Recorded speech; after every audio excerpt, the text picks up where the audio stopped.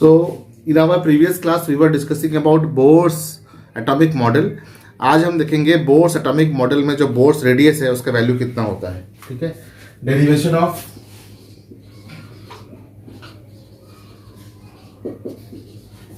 Expression for Bohr's atomic radius.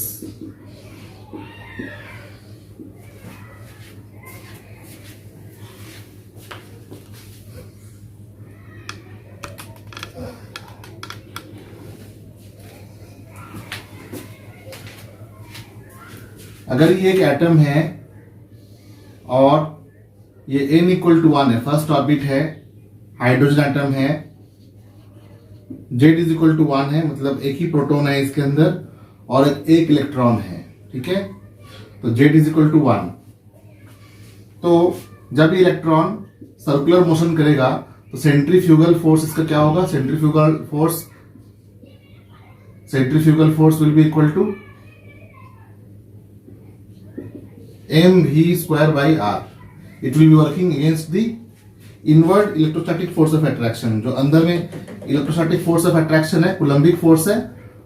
ठीक है. जो कूलम्बिक फोर्स है और इलेक्ट्रोस्टैटिक फोर्स है उसके अगेंस्ट काम करेगा. So this will be equal to minus Z means number of protons is equal to 1 only.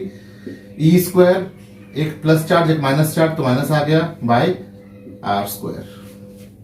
दोनों को इक्वेट करेंगे तो क्या आएगा? M V square by R is equal to Z E square by R square. तो R को हम यहां लेंगे, आर स्क्वायर को यहां लेंगे. R will be equal to M V square R square by Z. So now this is the value of radius. Now we have to convert this into mv square, mvr square. So what we will do, we will multiply this with m and divide it by m. So it will become mvr, each of this will be squared by z e square. So this will become mvr whole square by z e square. अब mv square हमें पता है कि M B R is equal to N H by 2 pi हमने पहले derive किया था. अगर भूल गए हो तो हम अभी भी कर सकते हैं. ठीक है. क्या कह रहे थे इसमें कॉन्सेप्ट ऐसा था कि जितना बड़ा ऑर्बिट होगा उतने बड़े बड़े वेवलेंथ्स भी होंगे. तो जो सरकमफ्रेंस है 2 pi r is equal to N H by 2 pi r will be n times of lambda. फिर लेमडा का वैल्यू निकाला था हमने कैसे? E equal to m c square और E is equal to h nu. दोनों को इक्वेट करेंगे तो क्या आएगा? M c square is equal to h nu. Nu के बदले लिख सकते हैं m c square h c by lambda. C c cancelled. So lambda is equal to h by m c, where c is nothing but velocity. So we can write h by m v. तो lambda को हम यहां put कर सकते हैं 2 pi r is equal to N H by m v. Cross multiply करें अगर इसे और इसे तो आएगा M v r is equal to N H by 2 pi. तो इसका स्क्वायर क्या होगा? इसका स्क्वायर होगा N square H square by 4 pi square. इसे हम यहां पे पुट कर देंगे तो आएगा R is equal to N square H square by 4 pi square Z E square. इसमें कांस्टेंट क्या क्या है? सभी वैल्यू कांस्टेंट हैं. ठीक है. For N equal to 1 first orbit and for Z equal to 1 for hydrogen, एक ही प्रोटॉन अगर हो तो इसका वैल्यू निकलता है 0.529 एंगस्ट्रम. अगर जनरलाइज करें for any value of N and any value of Z, then r in the nth orbit will be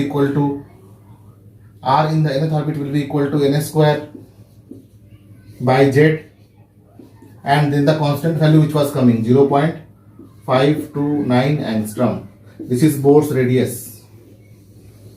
अब हम निकालेंगे कि कितना एनर्जी होता है बोर्स रेडियस में, उसको निकालने के लिए क्या करना होगा?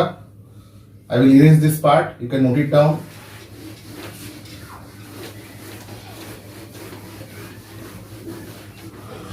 We know that total energy of any system is equal to conserved, is always conserved. So if any electron moves, now we will find out expression for Bohr's, expression for energy of electron in Bohr's radius. अगर कोई electron में kinetic energy हो half mv² है, so this is against the Coulombic force which is acting downward or inward towards the center. So this is one value of E. Another value of E will be equal to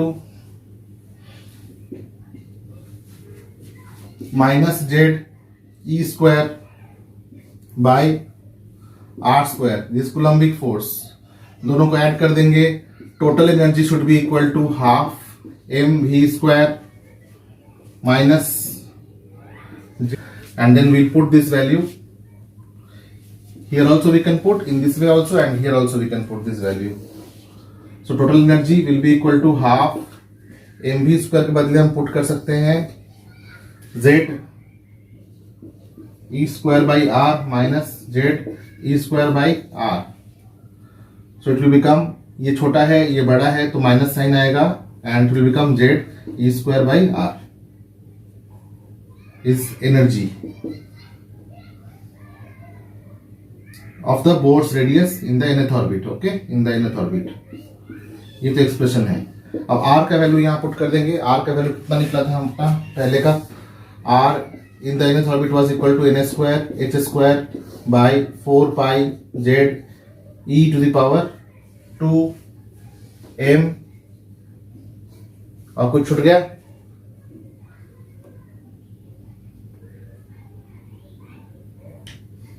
4 pi square m z e square n square h square. इस value को यहां put करेंगे तो आएगा E is equal to, और E in the nth orbit will be equal to z e square multiplied by, ये reciprocal हो जाएगा, ऊपर जाएगा 4 pi square z e square m by n square h square. So E n in the nth orbit will be equal to, ये और ये हो जाएगा 4 pi square m z e to the power 4 by n square h square. अगर difference in energy निकालना हो तो हम क्या करेंगे? इतने को कांस्टेंट ले लेंगे और this will come out to be E delta E will be equal to, ये कांस्टेंट बाहर निकाल के 4 pi square m z e to the power 4 by h square 1 by n1 square minus 1 by n2 square. किसी भी दो orbit के लिए, अगर दो ऑर्बिट की बात करें तो इसके बीच का जो डिफरेंस होगा, अगर ये n1 है ये n2 है, उसको हम ऐसे निकाल सकते हैं. अभी तक हमें जितना याद करना है वो करना है, बस इतना ही कि En is equal to 4 pi square m z e to the power 4 by n square h square. ठीक है, इससे रिलेटेड जो भी और एक्सप्रेशंस हैं I will tell you in the next video कि किस प्रकार से हम इससे रिडबर्ग कांस्टेंट निकाल सकते हैं. मतलब En को हम लिख सकते हैं hc by lambda and will be equal to 4 pi square m z e to the power 4 by n square h square, and 1 by lambda is nothing but wave number will be equal to, this will come down 4 pi square m z e to the power 4 by n square h square, and then one more h is coming, so it will become h cube and c. So this is lambda for a particular orbit, and then when there will be a transition, how we will find out the energy which is emitted in the form of wavelength, and wave number, that we will see in our next class. Okay, so ये expressions आप लोगों को याद करने हैं. ठीक है, ये expression number 1, ये how to get this expression, इसको कैसे derive करना है, और दूसरा ये दो expressions important है. इसको डिराइव करना आना चाहिए। ठीक है, ये एक्सप्रेशन डिराइव करना आना चाहिए, एनर्जी, और दूसरा